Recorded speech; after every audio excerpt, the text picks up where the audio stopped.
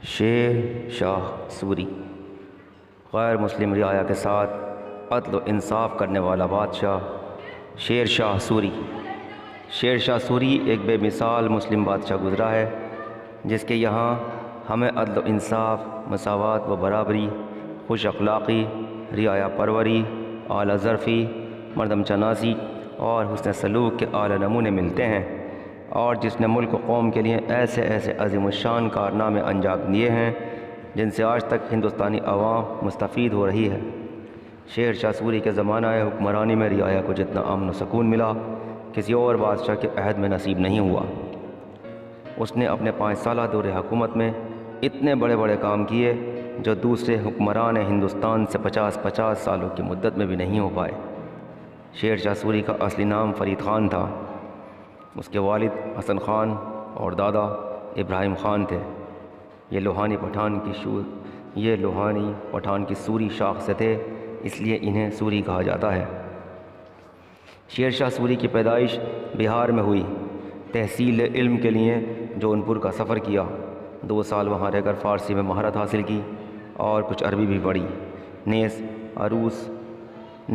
عروض و تاریخ کا علم بھی حاصل کیا۔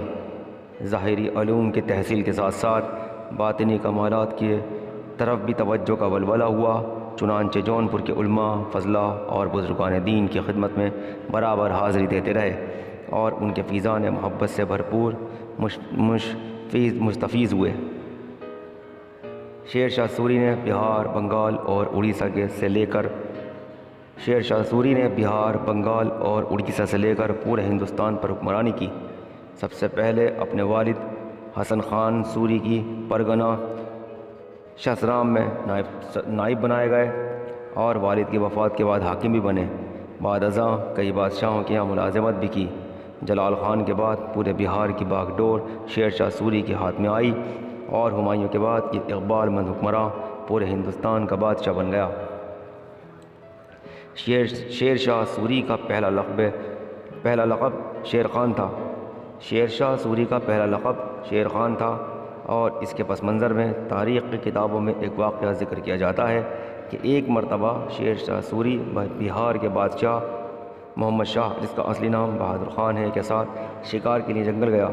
اچانک ایک شیر سامنے آ گیا۔ شیر شاہ سوری فطری طور پر دلیر، بہادر اور ہمت کا پہاڑ تھا، چنانچہ اس نے شیر کا مقابلہ کیا اور اس کی دونوں اگلی ٹانگیں پکڑ کر زمین پر پٹک دیا اور پھر تلوار سے اس کا سر دھڑ سے الگ کر دیا اور پھر یہ سر بادشاہ کی خدمت میں پیش کیا۔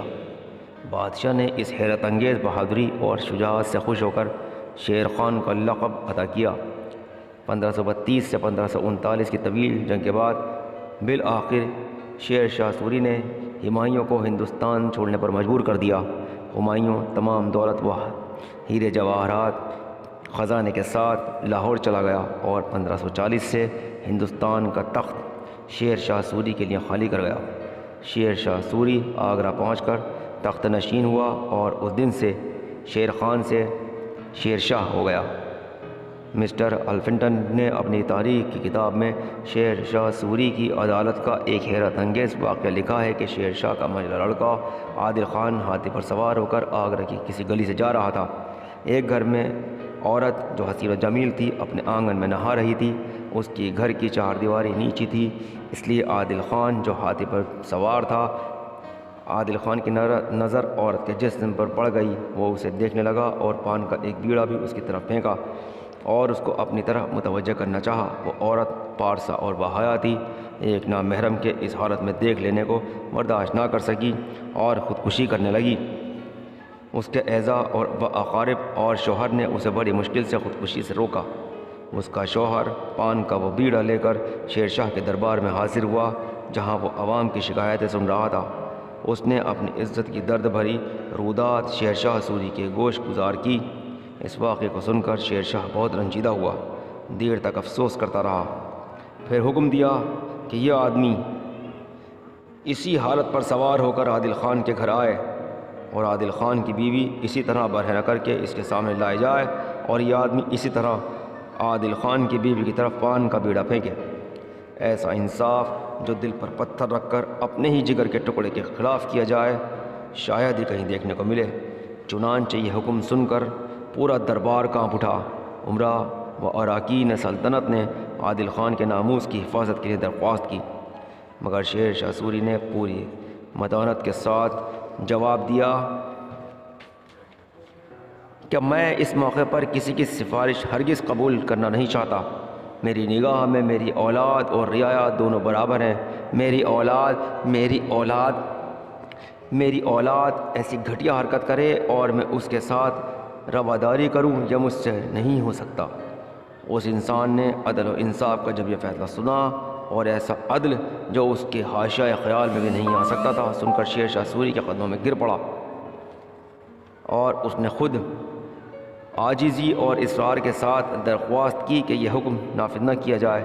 میں اپنے دعوے سے دستبردار ہو کر اپنا مقدمہ واپس لیتا ہوں۔ مساوات اور رعایا پروری کی بہترین مثال۔ شیر شاہ سوری نے رعایا کی سہولت کے لیے بہت سے رفاہی کام کیے، ان میں کئی ایک کارنامے انتہائی عظیم ہیں۔ انہی میں سے ایک طویل ترین 2 پختہ سڑکیں ہیں، جن میں سے ایک آگرہ سے لے کر مانڈا تک جاتی ہے جو 450 کوس لمبی ہے، اور دوسری پنجاب سے لے کر ستار گاؤں بنگال تک جاتی ہے، اور یہ سڑک 1500 میل طویل ہے۔ اور اس میں خاص بات یہ ہے کہ شیر شاہ سوری نے ان سڑکوں کے دونوں جانب 2 طرفہ سایہ دار درخت لگوائے اور ان کے پھل مسافروں کے لیے وقف کر دیے۔ اس کے علاوہ ان دونوں سڑکوں پر ہر 3 کوس پر پختہ سرائے بنوائیں، اور ان میں 2 باورچی خانہ بنوائے، ایک مسلمانوں کے لیے اور دوسرا ہندوؤں کے لیے، اور عام حکم دیا کہ بلا خیال مذہب ہر مسافر کی مہمان نوازی سرکاری خزانے سے کی جائے، اور ہر سرائے میں جان و مال کی حفاظت کے لیے پولیس کا انتظام کیا گیا۔ اس طرح یہ سرائے کے دروازے پر ایک نقارہ تھا۔ ہر سرائے کے دروازے پر ایک نقارہ تھا، اور بادشاہ کی طرف سے حکم تھا کہ جس وقت ہم کھانا کھانے بیٹھیں اس وقت تمام مسافروں کے لیے کھانا لگا دیا جائے، اور آگرہ سے بنگال تک تمام نقارے ایک دوسرے کی آواز سن کر بجائے جائیں، تاکہ معلوم ہو جائے کہ ہم تنہا ہندوستان کی ایوان شاہی سے مستفید نہیں ہو رہے ہیں، بلکہ ہمارے ساتھ ہماری پردیسی اور غریب رعایا بھی خدا کی عنایت کردہ نعمت میں شریک ہے۔ ہندوستان پر حکومت غزنوی اور غوری نے بھی کی، تیمور اور بابر نے بھی کی، مگر امور سیاست کے جتنے دور دراز میدان شیر شاہ سوری نے طے کیے، ملک اور رعایا کی رفاہ میں جتنے کام اس کے دست و بازو سے ہوئے، اتنے کسی کی لیاقت سے نہ ہو سکے۔ نہ تیمور کی شہرت اسے پورا کر سکی، نہ بابر کی سطوت و قوت اس کو کامل کر سکی۔ اسی کے ساتھ میں محمد ناصر آپ کا دوست اب آپ سے اجازت چاہتا ہوں۔ شکریہ، اللہ حافظ۔